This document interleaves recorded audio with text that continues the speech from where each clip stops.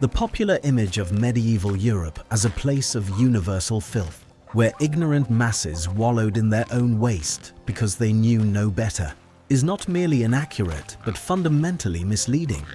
It mistakes systemic constraint for personal failure and structural inequality for collective stupidity. By the middle of the 14th century, the infrastructure that had once delivered clean water to millions across the Roman world had been in decline for nearly 1,000 years. What replaced it was not chaos, but a series of pragmatic, locally organized and deeply unequal systems for managing human waste, bodily maintenance, food preparation and disease. These systems were rational responses to material conditions, the collapse of centralized engineering, the scarcity of fuel and labor, the limitations of textile production, the pressures of urban density, and the rigid hierarchies that determined who could access comfort and who could not. To understand how people lived in 1348, the year the Black Death arrived in Western Europe, one must first abandon the assumption that cleanliness is a matter of individual will. It was then, as it arguably remains, a matter of infrastructure, economy and power. The aqueducts, public baths and sewage systems of the Roman Empire represented one of the most ambitious hygienic infrastructures in pre-industrial history. At its height, the city of Rome alone received an estimated 300 million gallons of fresh water daily through a network of 11 major aqueducts, feeding public fountains, latrines, and the great thermae that served as centers of social and civic life. The collapse of this system did not occur overnight, nor was it the result of a single catastrophe. As imperial authority fragmented across the western provinces during the 5th and 6th centuries, the centralized taxation, engineering expertise, and coordinated labor required to maintain these systems disappeared with it. Aqueducts fell into disrepair because no successor state possessed the fiscal or administrative capacity to maintain them. Lead and stone were scavenged for other construction. Sewer networks designed to function as integrated systems ceased to operate when individual segments were damaged or blocked. The loss was not of knowledge in the abstract. Byzantine and Islamic civilizations preserved and extended Roman hydraulic engineering, but of the specific political and economic conditions under which such infrastructure could be sustained in Western Europe. What remained were rivers, wells, and rainwater cisterns, supplemented by whatever local arrangements communities could afford. Water, in other words, reverted from a public utility to a scarce and contested resource. Public bathhouses did not vanish immediately after Rome's fall, and their persistence across the early and high medieval periods complicates the narrative of universal squalor. Evidence indicates that communal bathing establishments operated in many European towns through the 12th and 13th centuries, particularly in regions with access to natural hot springs or where urban economies could support them. In Paris, London, and the cities of the Rhineland, bathhouses served as places of washing, socializing, and minor medical treatment. They were, however, commercial enterprises, and access was determined by the ability to pay. The cost of heating large volumes of water, which required substantial quantities of firewood or charcoal, made bathing an inherently expensive activity. As deforestation advanced and fuel prices rose across the 13th and 14th centuries, many bathhouses became economically unviable or shifted their clientele upward toward wealthier patrons. The Church's periodic condemnations of bathhouses, often cited as evidence of religious hostility toward cleanliness, were in most cases directed at specific moral concerns about mixed-sex bathing and prostitution, rather than at washing itself. Church authorities frequently recommended cleanliness as a virtue. The decline of public bathing was driven less by ideology than by economics, fuel scarcity, the cost of labor, and the absence of municipal water systems made it increasingly difficult to offer affordable bathing to large urban populations. For the majority, washing became a domestic activity. A basin of water, heated if fuel was available, shared among household members. performed irregularly and governed entirely by what resources a family could spare. The management of human waste in medieval cities was neither absent nor anarchic, though it was profoundly inadequate by any modern standard. Urban households relied on privies, simple pits dug into the ground, sometimes lined with stone or wood, and on chamber pots that were emptied into cesspits, rivers, or designated dumping areas. Municipal authorities in larger cities did attempt to regulate waste disposal. Records suggest that London's Assize of Nuisance, established in the late 13th century, adjudicated complaints about overflowing cesspits, blocked gutters, and the dumping of refuse in public spaces. Paris maintained a system of street cleaning ordinances and employed workers to manage the worst accumulations. These regulations, however, were enforced unevenly and were structurally outmatched by the scale of the problem. A city like Paris in the mid-14th century, with an estimated population of perhaps 200,000 before the plague, generated vast quantities of human and animal waste daily, with no pressurized water system to flush it away, no underground sewerage network, and no chemical treatment of any kind. Cesspits required periodic emptying, a task performed by laborers known in various regions as gong farmers, nightmen, or vidangeurs. These workers operated at night, hauling waste by cart to dumping grounds outside city walls. The work was dangerous. Cesspit gases could be lethal and socially stigmatized. Contemporary accounts imply that these laborers occupied some of the lowest rungs of urban society, essential to the city's functioning, yet rendered invisible by the very nature of their task. Their existence demonstrates that medieval cities recognized waste as a problem requiring organized labor. The issue was never a lack of awareness, but a lack of resources sufficient to manage waste at scale. Clothing in the 14th century operated under material constraints that made modern laundry practices impossible. Textiles were among the most labor-intensive and expensive products of the medieval economy.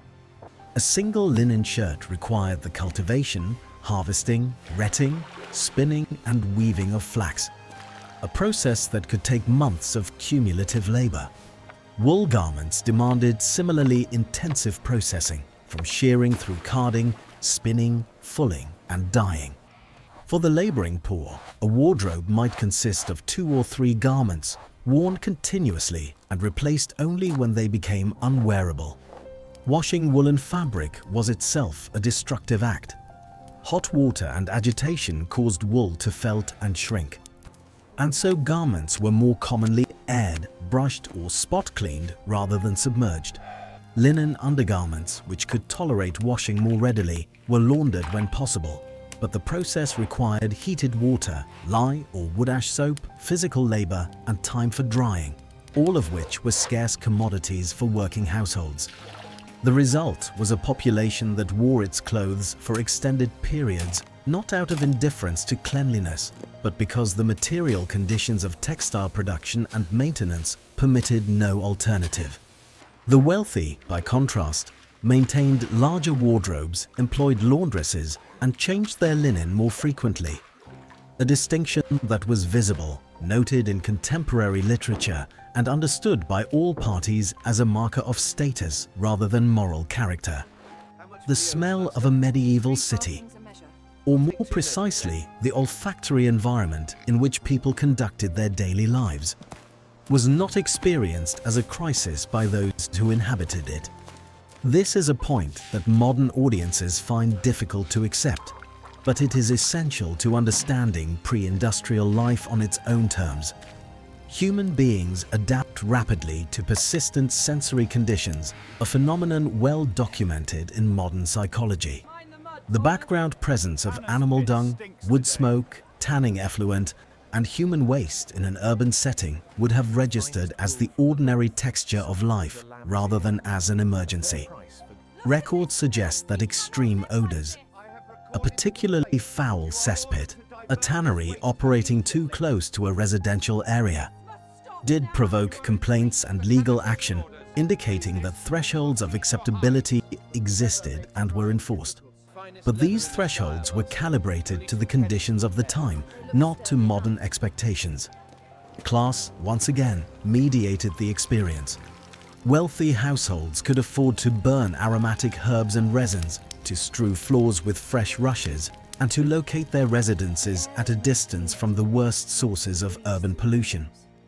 The poor lived closer to tanneries, slaughterhouses, and open drains because housing near such nuisances was cheaper.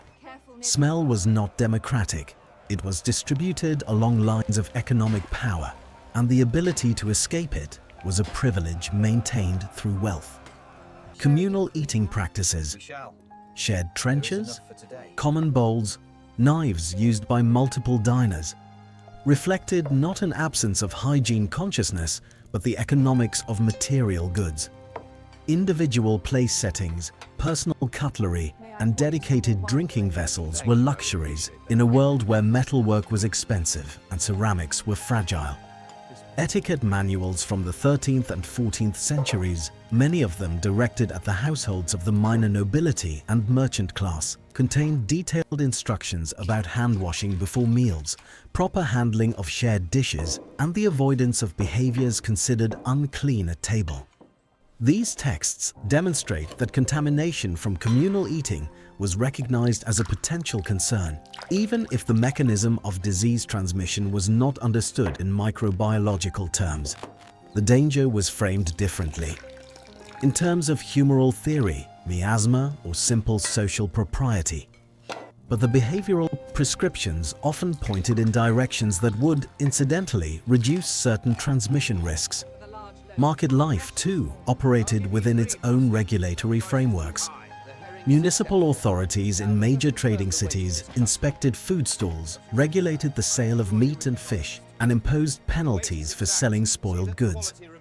These systems were imperfect and subject to corruption, but they were systems, not the absence of order. The catastrophic mortality of the Black Death, which killed an estimated 1/3 to 1/2 of Europe's population between 1347 and 1353, was not a punishment visited upon a dirty civilization.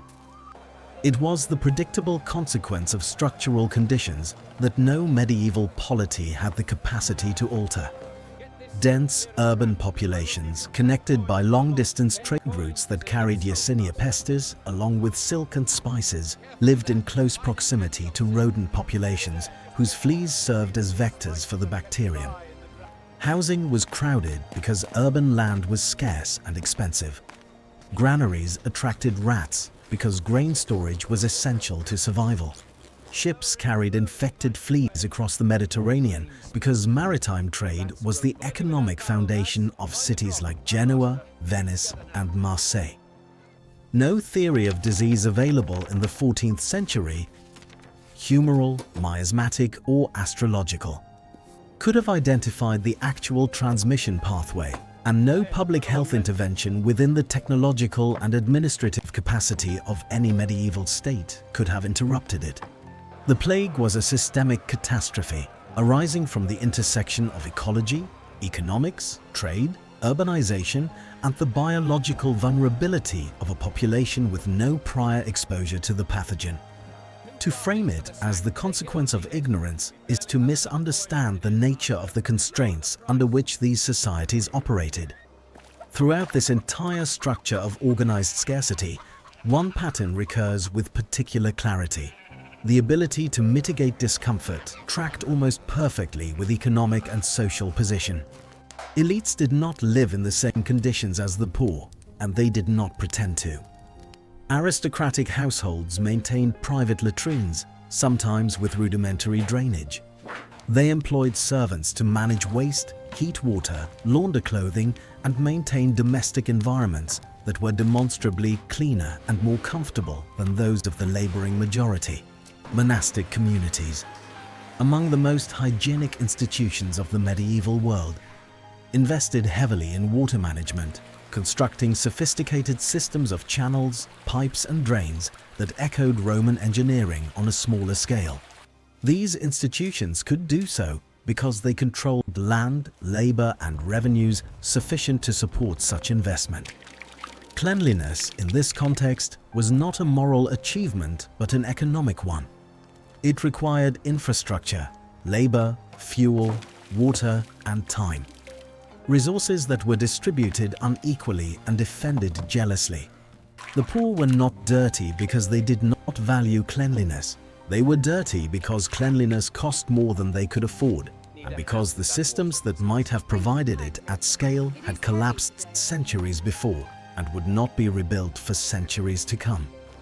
The distance between the 14th century and the present is measured not in the evolution of human intelligence or moral sensibility, but in the accumulation of infrastructure, the harnessing of energy, and the expansion of industrial capacity. Medieval people were not less rational, less aware, or less desirous of comfort than their modern counterparts. They operated within constraints that made certain forms of comfort inaccessible to most and available only to those with sufficient power to command them. The systems they built to manage waste, water, food, and disease were responses to real material conditions, and they functioned as well as their resources permitted, which is to say unequally, inadequately, and with consequences that fell hardest on those least able to escape them. Which discomforts does every society decide are acceptable? And for whom?